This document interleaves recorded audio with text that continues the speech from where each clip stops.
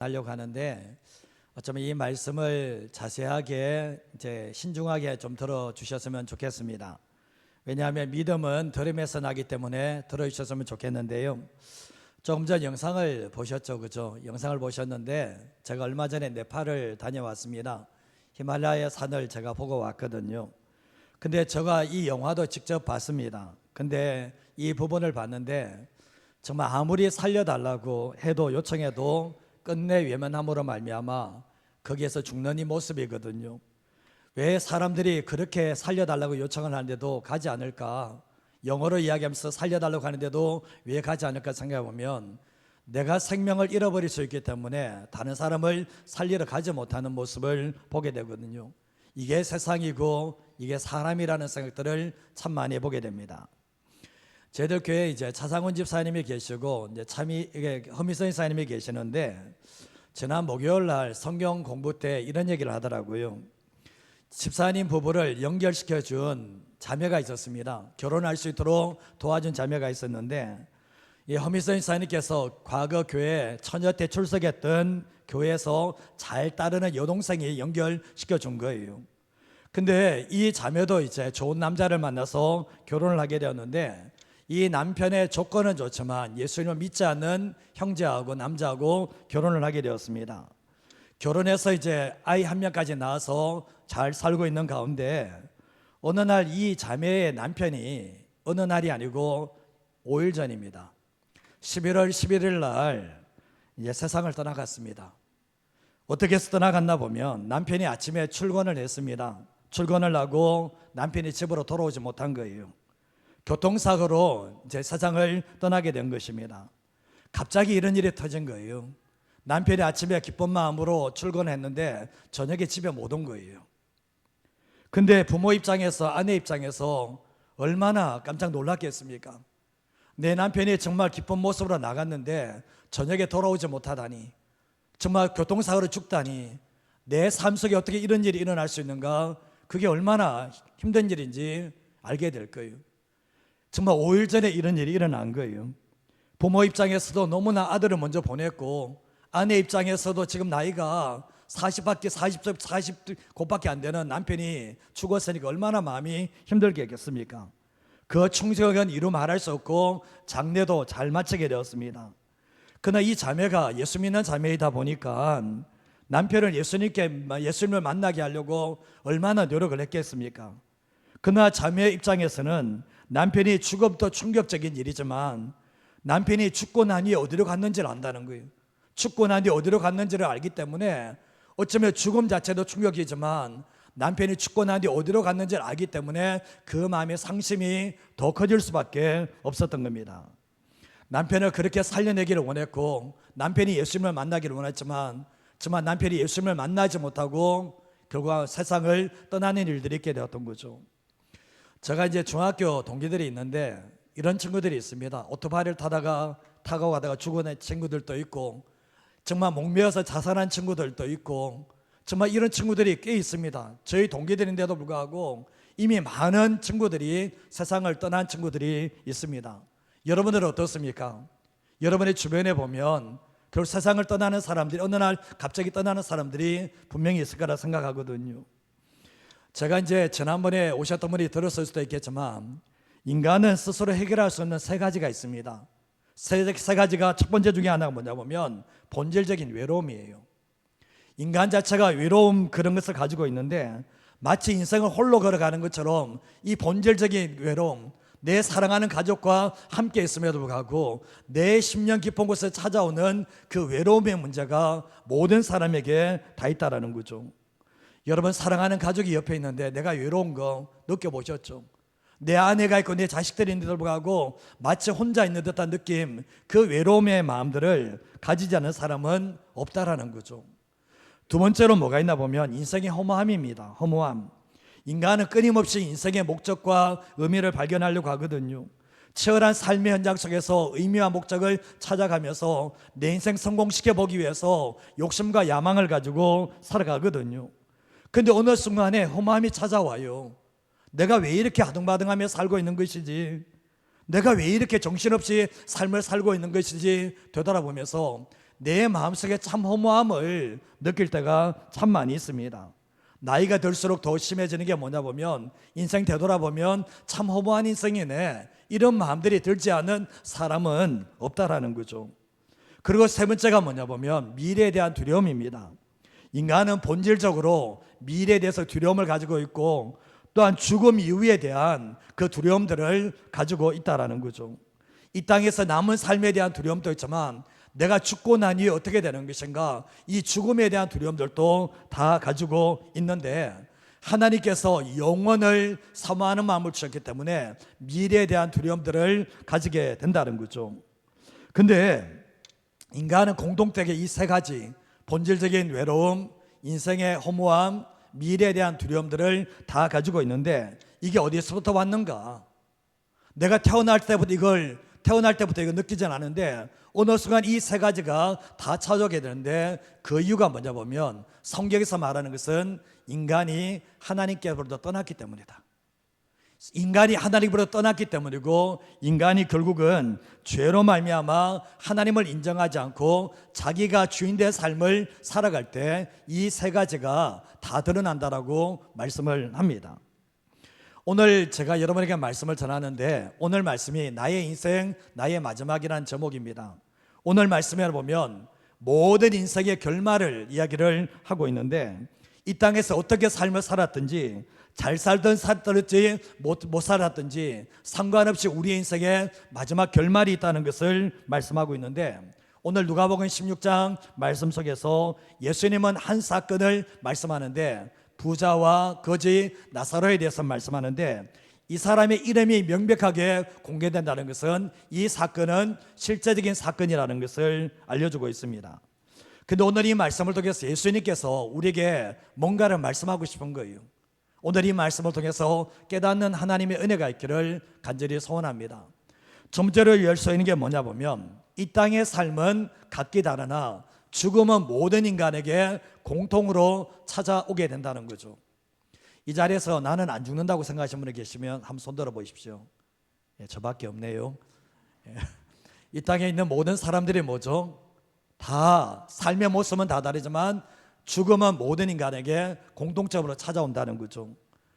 우리가 잘 아시다시피 죽고 사는 것은 내가 선택하는 게 아니에요. 이 땅에 태어나는 건 내가 선택하는 겁니까? 내가 이 땅을 떠나갈 때 죽음의 날짜까지 내가 선택을 하는 겁니까?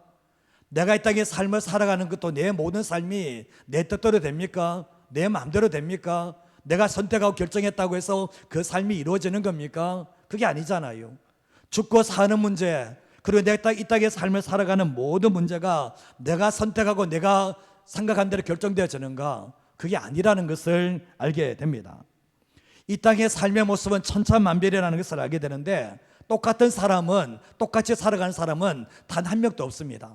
사람 또한 똑같은 사람이 없는 것처럼 똑같은 인생을 살아가는 사람은 단 한 명도 없다는 것을 알게 되는데, 모든 사람이 각기 다른 삶을 살게 되지만 모든 사람이 짧은 인생을 살게 되어 있다는 거예요. 성경 시편 90편 10절 말씀에 보면, 우리의 연수가 70이요 강건하면 80이라도 그 연수의 자랑은 수고와 슬픔뿐이며 신속하게 아니 우리가 날아간다라는 말씀을 합니다. 우리 인생 자체가 많이 살면, 요즘은 더 많이 늘어났지만 많이 살아도 7, 80대면 죽을 준비하셔야 되는 거죠. 근데 우리 인생의 자랑이 뭔가, 내 인생 되돌아보면 수고와 슬픔만 남는다라는 거예요. 근데 우리 인생이 얼마나 빨리 가는지 날아간다라고 말씀하고, 우리 인생이 날아가는 인생이라고 말씀하는데, 우리가 태어난 지가 엊그제 같은데 죽음이 발 앞에 있는 거예요. 태어난 지가 엊그제 같은데 지난 날이 다 떠오르는데 내 코앞에 죽음이 찾아오는 날들이 오게 된다는 거죠. 죽음 앞에서 모든 인간이 공평한데 이것을 부인할 수 있는 사람은 없습니다. 이 땅에 태어난 모든 사람은 죽음을 피해나갈 수 있는데 10대라고 80까지 살 수 있는 보장을 하지 못하고 30대라고 해서 90까지 산다는 보장을 못한다는 거죠. 내일 또 우리 인생 자체가 끝날 수 있는 것이 우리 인생이라는 것을 성경을 통해서 얘기를 하고 있는 겁니다. 히브리서 9장 27절 말씀에 보면, 한 번 죽는 것은 사람에게 뭡니까? 정해진 거예요. 정해진 것. 이거는 내가 정하는 게 아니에요. 내가 정하는 게 아니에요. 내가 태어나는 것도 정하지 못하고 죽는 것도 정하지 못하는데, 죽는 것을 누가 결정하는가? 하나님이 죽는 것을 결정하셨다고 얘기하는데, 오늘 누가복음 16장 19절에서 21절 말씀에 보면 한 부자가 있습니다. 한 부자가 자색 옷과 고운 벼슬을 입고 날마다 호화롭게 즐기면서 삽니다. 근데 뒤에 말씀 보면 나사로라는 이름하는 거지가 있는데, 이제 온몸 자체가 헌데투성이, 피부병으로 헌데투성이로 부자의 대문 앞에 버려진 채 삶을 살게 됩니다. 근데 그 부자의 상에서 떨어지는 것으로 배불리려 하지만 배불려 먹지도 못하고 심지어 개들이 와서 그 피부에 헌데를 핥는 비참한 인생을 살고 있습니다. 어떻게 이렇게 다른 거예요? 부자는 정말 노세 젊어서 노세 정말 쾌락을 즐기면서 이렇게 사는데, 다른 한 사람은 뭡니까? 정말 너무나 가난하고 친구도 없고 사람에게 외면당하고 개들이 찾아와서 친구가 되어주는 이런 삶을 살게 되는데, 인생 자체가 참 불공평하다는 그런 생각들을 해보게 됩니다. 이렇게 살고 싶은 사람이 세상에 누가 있습니까? 근데 이런 삶을 살아가는 사람들이 네팔에 가니까 정말 많이 있더라고요. 우리가 가만히 되돌아보면 세계에서 행복지수가 높은 나라가 선진국이 많습니까? 후진국이 많습니까? 선진국이면 잘 사고 모든 문명이 발달된 그런 선진국이면 더 행복해야 되는데 왜 거기서 자살률이 많고 왜 거기 정신병자들이 그렇게 많습니까? 되돌아보면 행복이라는 것은 많이 소유했다고 행복한 것은 아니고, 아무리 좋은 환경에 있다 할지라도 그게 행복을 가져다 주는 것은 아니라는 것을 알게 되잖아요. 오늘 이 말씀을 보시면 부자가 행복했겠습니까? 아니면 이 거지 나사로가 행복했습니까? 성경은 말하지 않는다는 거죠. 성경은 우리는 당연하게 부자가 행복했을까요? 부자가 축복된 인생이 행복했을까 얘기하지만, 거지 나사로는 불행했을까 생각하지만 그것은 겉으로 나타난 모습이거든요. 정말 이 부자가 본질적인 외로움이 있을 수 있고 인생의 허무함이 있을 수 있고 미래의 두려움이 있으면 이 사람은 행복하지 못한 거거든요. 그러나 아무것도 가지지 못한 이 거지 나사로를 할지라도 그런 것이 없다면 이 사람이 더 행복하다라고 말할 수가 있는 거잖아요. 우리는 자꾸 보면 눈에 보이는 대로 판단하면서 저 사람 잘 사니까, 저 사람 잘 배웠으니까, 저 사람이 성공했으니까 행복해 할 거야라고 생각하지만 그것은 실상이 아니라는 것을 기억하셔야 됩니다. 누가복음 12장 15절 말씀에 보면 예수님이 말씀하시는데 삶과 모든 탐심을 물리치라는 거예요. 사람의 생명이, 사람의 행복이 그 소유에 넉넉한 데 있지 않다라고 말씀하는 거예요. 사람의 생명, 사람의 행복이 그 소유에 넉넉한 데 있지 않다 그러면 이 부자가 행복하다는 그 기준은 맞지 않다는 것을 알게 됩니다. 우리가 보면 주변에 보면 그런 분들이 계시거든요. 가난했을 때는 참 행복했던 가정이 부유함으로 말미암아 깨지는 가정이 있어요. 가난하면서 정말 사랑하면서 부부가 사랑하면서 자녀를 사랑하면서 이런데 부여가 들어오면서 엉뚱하게 가정이 깨어져 버리는 가정이 있습니다. 이게 뭘 이야기하나 보면 우리의 삶의 조건이 우리의 삶의 행복을 가져다 주는 것은 아니라는 것을 알게 돼요. 누가복음 16장 22절 말씀에 보면 이제 거지도 죽어서 천사들에게 받들려 아브라함의 품에 들어가고 부자도 죽어서 장사가 됐다라고 말씀합니다. 누가 먼저 죽었는지는 알 수가 없어요. 거지가 먼저 죽었는지 정말 부자가 먼저 죽었는지 알 수는 없지만 둘 다 맞는 것은 둘 다 죽었다는 것을 이야기하는 거예요. 가난하다고 해서 죽음이 먼저 찾아오는 것도 아니고 부유하다고 해서 오래 사는 것도 아니라는 것을 알게 되는데, 죽음은 하나님을 떠난 사람에게 죄의 결과로 찾아오는 것이 죽음이라는 거예요. 이 땅에 왜 죽음이 왔는가? 하나님의 말씀에 순종하지 않고 하나님의 주인 되심을 인정하지 않는 죄인들에게 죽음이 찾아오게 되었는데, 모든 사람이 다 죄인 되었고 모든 사람이 다 하나님을 떠났기 때문에 모든 사람에게 다 죽음이 찾아온다는 것을 얘기하는 겁니다. 그 죽음은 우리에게도 곧 찾아온다는 것을 기억하셔야 되는 거예요.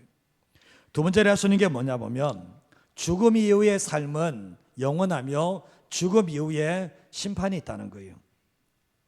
우리가 이 땅에서 죄를 지으면 그 심판을 받게 되어 있는 것처럼 똑같은 거예요. 사람들은 눈에 보이는 것만 믿으려고 하거든요.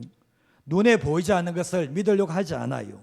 그러나 눈에 보이는 것이 전부가 아니라 눈에 보이지 않는 것도 존재하는데, 제가 한번 질문해 볼게요. 사람의 생각이 눈에 보입니까? 사람의 마음이 눈에 보입니까? 존재하지 않는 거예요. 존재하는 거잖아요. 사람의 영혼이 눈에 보입니까? 눈에 안 보이잖아요. 근데 사람의 영혼이 존재하고 하나님이 눈에 보이지 않지만 하나님의 이 땅을 만드신 하나님은 분명히 존재하신다는 거예요.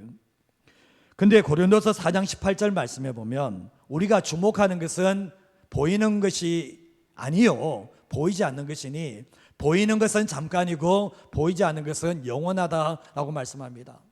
여러분, 눈에 보이는 생명이 영원합니까? 육신으로 있는 생명이 영원합니까? 내 앞에 있는 사람이 영원히 함께 있는 거예요? 아니잖아요. 그러나 보이지 않는 세계는 영원하다 얘기하는데 우리의 육체는 영원하지 않습니다. 그러나 죽음 너머의 우리의 영혼은 영원하다고 말씀하고 있는데 눈에 보이는 집은 영원하지 않지만 눈에 보이지 않는 하늘에 있는 집은 영원하다고 성경에서 말씀을 합니다. 우리의 삶을 살아갈 때 눈에 보이는 것만 존재하는 것은 아니라는 것을 기억하셔야 돼요. 히브리서 9장 27절에서 28절 말씀에도 보면 한 번 죽는 것은 사람에게 정해진 것인데 그 이후에는 뭐가 있다고 합니까? 죽고 나면 끝이 아니라 그 이후에는 심판이 있다고 말씀을 합니다. 그리고 28절 말씀해 보시면 예수님께서 이 땅에 오신 이유가 많은 사람의 죄를 담당하시기 위해서 예수님이 십자가에서 단번에 죽으셨는데 구원을 주시기 위해서 그렇게 죽으신 거예요.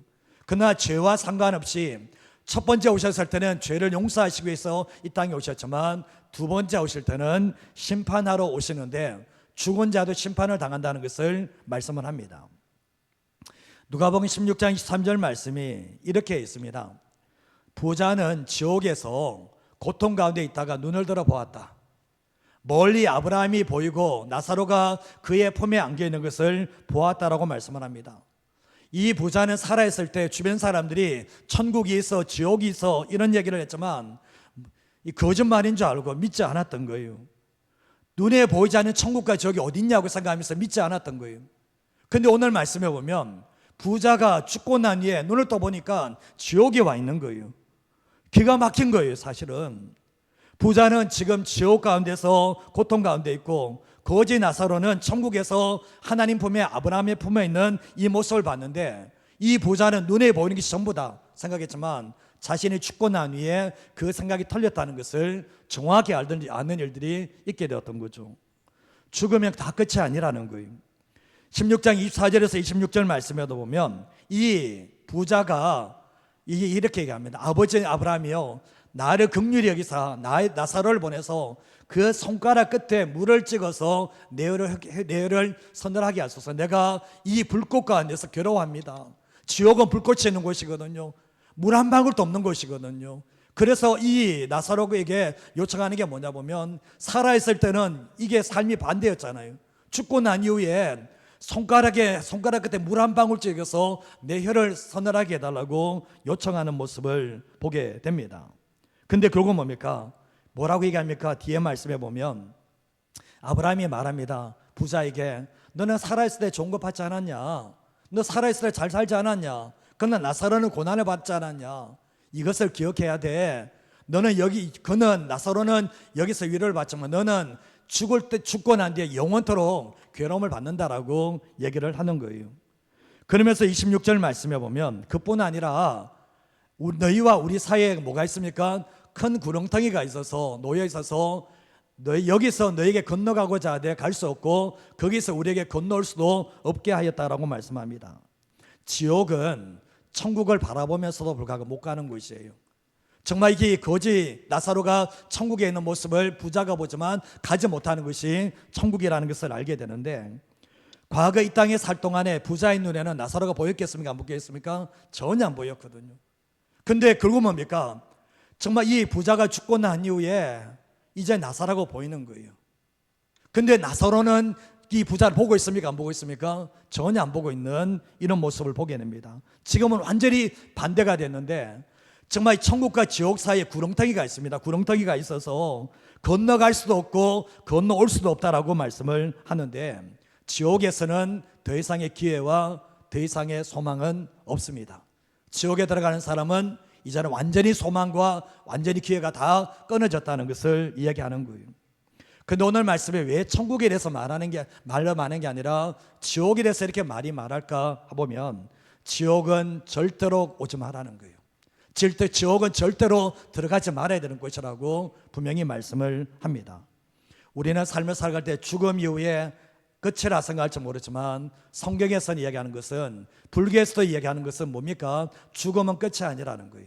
죽음 이후는 영원하며, 이 땅의 삶은 짧지만 죽음 이후의 삶은 영원하며, 죽음 이후에 반드시 심판이 있다는 것을 우리에게 말씀하는 거예요. 마지막 한 가지 더 말씀을 드리면, 이 땅에서 복음 되시는 예수님을 들어야 하고 회개함으로 하나님께 돌아오셔야 됩니다. 어떤 사람이 이제 목사님에게 질문을 했습니다. 어떤 질문을 했냐면, 목사님, 도대체 지옥은 어디에 있습니까? 이 질문을 했던 거예요. 그때 목사님이 이 사람에게 이렇게 대답했는데, 지옥이 어디 있냐 하면, 당신이 예수 그리스도 없이 인생을 계속 걸어가다가 당신의 인생 맨 끝에 도달하는 곳이 뭡니까? 지옥이라 그랬다는 거예요. 당신이 예수님 없이, 하나님 없이 삶을 살아가다가 마지막 맨 끝에 도달하는 것이 당신이 가야 될 지옥이라고 얘기를 해주게 됐던 거예요. 18세기 영국의 이제 요한 웨슬레 목사님이 지옥에 대해서 이렇게 얘기했는데, 여러분의 손가락을 불에다 대고 있어 보십시오. 잠시 동안도 견디기 어려울 것입니다. 하물며 온몸이 불에 들어가 죽지도 않고 영원히 있을 것을 생각해 보십시오. 이게 지옥이라는 거예요.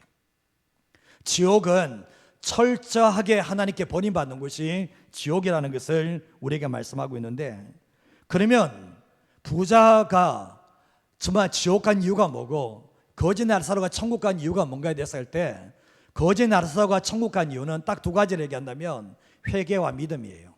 회개와 믿음을 통해서 천국을 가는데, 요한복음 3장 16절과 17절 말씀 우리 같이 한번 읽어볼까요? 하나님이 세상을 이처럼 사랑하사 독생자를 주셨으니 이는 그를 믿는 자마다 멸망하지 않고 영생을 얻게 하려 하심이라. 하나님이 그 아들을 세상에 보내신 것은 세상을 심판하려 하심이 아니요 그로 말미암아 세상이 구원을 받게 하려 하심이라. 아멘. 하나님께서 죄로 말미암아 지옥 가고 죄로 말미암아 심판받을 사람을 위해서 하나님이 세상을 사랑하셔서 아들 예수님을 독생자를 내놓으셨습니다. 히말라야 영화 보시면 누가 살려달라고 갑니까? 안 가잖아요. 그러나 하나님의 아들 예수님께서 정말 죄로 말미암아 지옥 가고 죄로 말미암아 죽어야 될 영혼들을 위해서 정말 하나님께서 아들을 보내셨는데, 이 아들을 믿는 자마다 멸망하지 않고 영원한 생명을, 영적인 생명을 주신다라고 말씀하는데, 17절 말씀에 보면 하나님이 아들을 세상에 보내신 이유는 세상을 심판하려 하심이 아니라 아들로 말미암아 구원받게 하기 위해서 보내셨다라고 말씀을 합니다. 부자가 심판을 받은 이유가 분명합니다. 자신의 죄를 회개한 적도 없고 예수님을 영접한 적, 믿는 적도 없습니다. 예수님 없는 삶, 자기가 주인된 삶을 살았기 때문에 아무리 부유한 삶을 살아도 그 영혼은 지옥에 들어간다는 것을 말씀하고 있는 거예요. 누가복음 16장 27절에서 28절 말씀에 보면 또 부자가 얘기합니다. 아버지 아브라함에게, 아버지가 구하노니 나사로를 내 아버지 집에 보내달라고. 내 형제 5이 있는데 그들에게 정말 정언하여 천국이 있고 지옥이 있다는 것을 정언해서 그들로 이 고통받는 지옥에 오지 않게 해달라고 이 부자가 아브라함에게 요청을 하게 됩니다. 부자가 천국과 지옥이 없다고 믿었는데 와보니까 버젓이 있는 거거든요. 그러나 이것이 지어진 얘기가 아니라 실제적인 얘기라는 것을 알게 되면서 자신이 죽음의 다리를 건너고 난 이후에 보니까 그게 실상이었던 거예요. 후회에도 아무런 소용이 없었던 거죠. 그래서 지옥 간 부자가 아브라함에게 부탁을 했는데, 내 형제 5이 있는데 저들도 허랑방탕하게 살고 있고 정말 쾌락을 누리는 삶을 살고 있는데 나사로를 보내서 정말 이 5 형제를 천국과 지옥에 오지 않도록 좀 해달라고, 나는 어쩔 수 없지만 내 사랑하는 가족을 오지 않도록 해달라고 요청을 하게 되었던 거죠. 이게 육신의 가족을 사랑했던 부자의 고백이었던 거예요. 마지막 고백이었던 거죠. 어쩌면 지금 여러분을 이 자리에 초청하신 분들이 초청한 이유가 이겁니다. 여러분을 사랑해서, 여러분을 사랑해서 여기로 모신 거예요.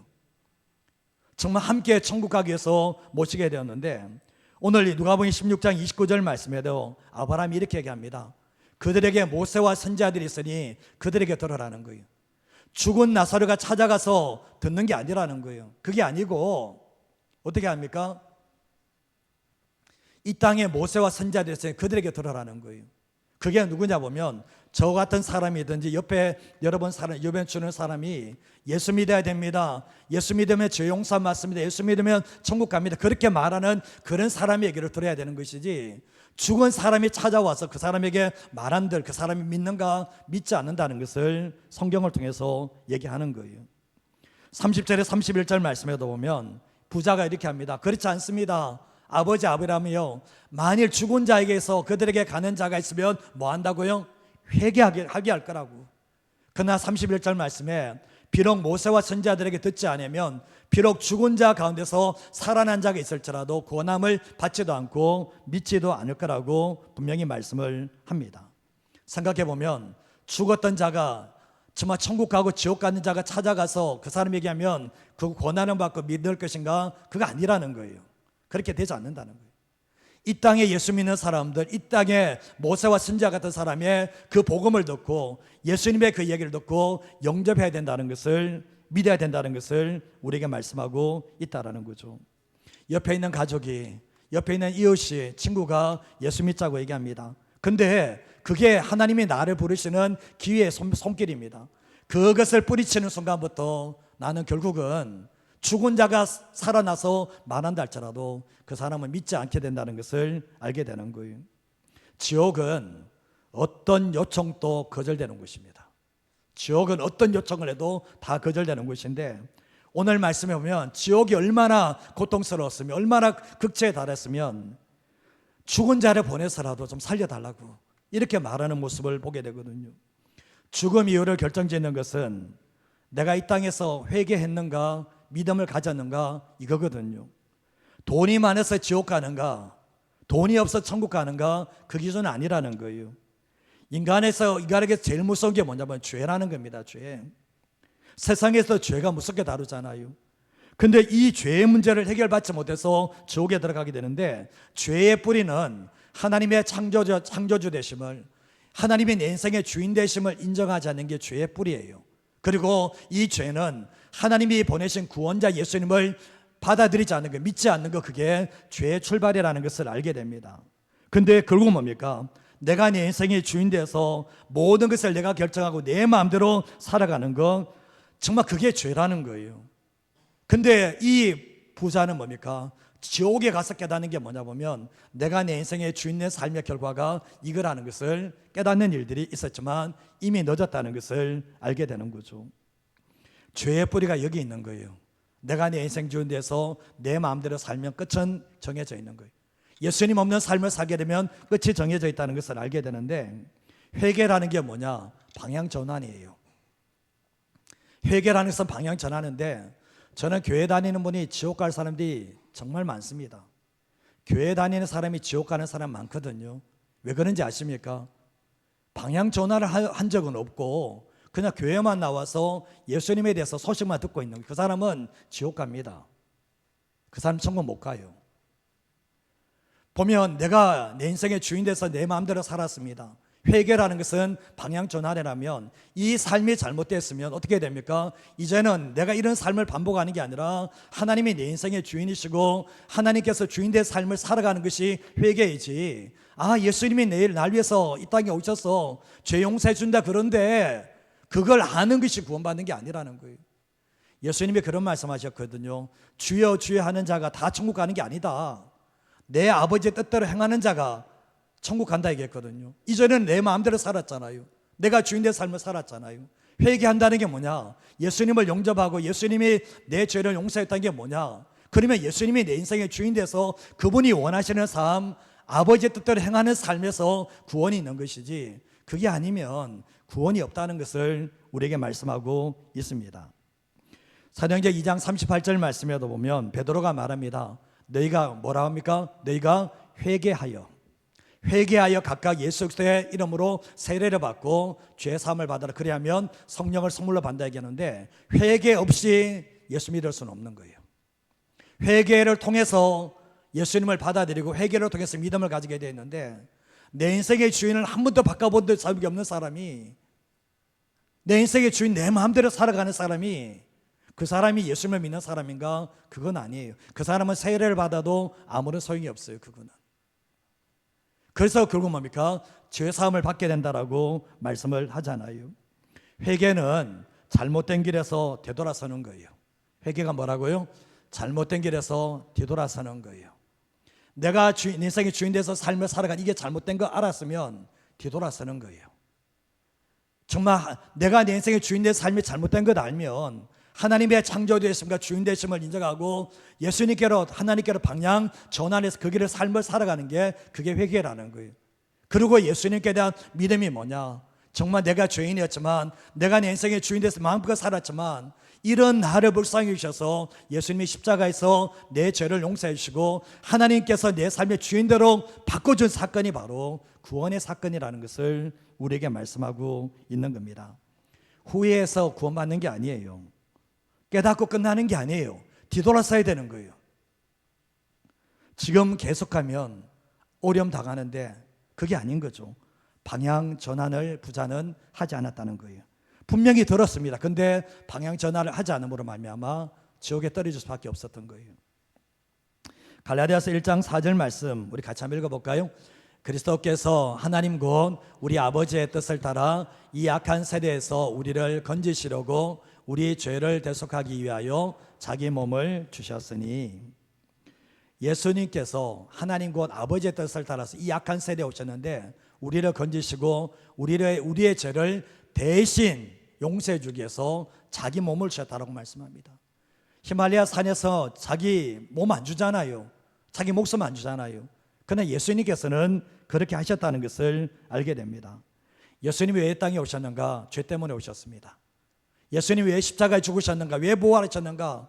죽음이 끝이 아니라 죽음 위에 지옥이 있다는 것을 아시고 주님은 우리를 죄를 용서함과 동시에 우리를 의롭다 해주시고 영원한 천국으로 인도하시기 위해 십자가에 죽으시고 부활하셨다는 것을 말씀하고 있는 거예요.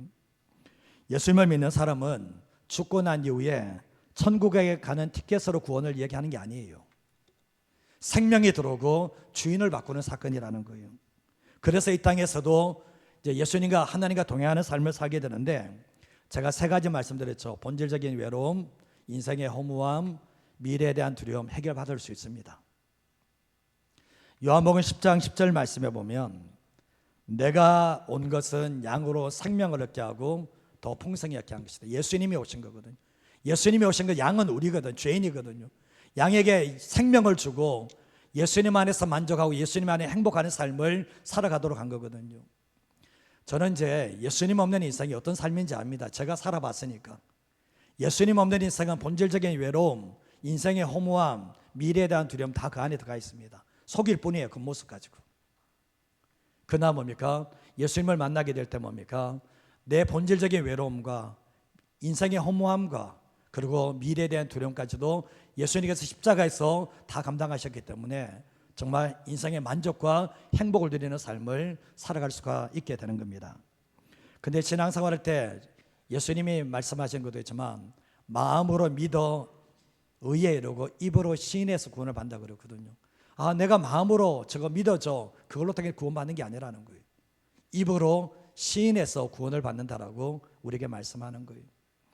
제가 이 시간 여러분들에게 복음이 뭐냐, 복음, 좀 전에 찬양인데 복음이 뭐냐 보면 나의 죄를 위해서 예수님이 이 땅에 오셨고 내가 인생의 주인이었지만 이 주인된 인생 살면 지옥 갈 수밖에 안 되기 때문에 인생의 주인을 바꾸기 위해서 예수님이 이 땅에 오셨어요.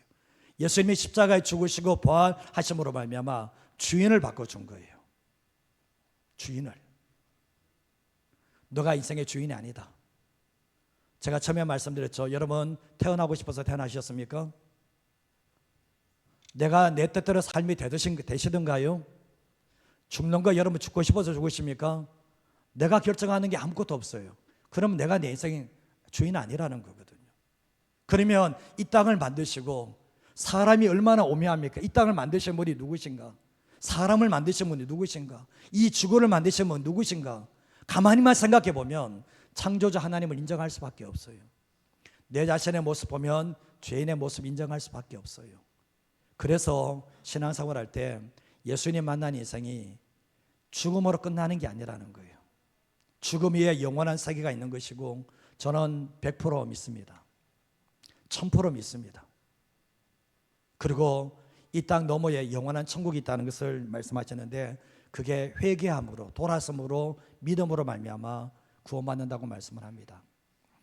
이 시간 우리 성도님들 그렇지만 다 고개를 숙이고 한번 눈을 한번 감아주시면 좋겠습니다. 고개를 숙이고 눈을 옆에 보실 필요는 없습니다. 제가 여러분에게 이 시간 말씀을 전했는데요,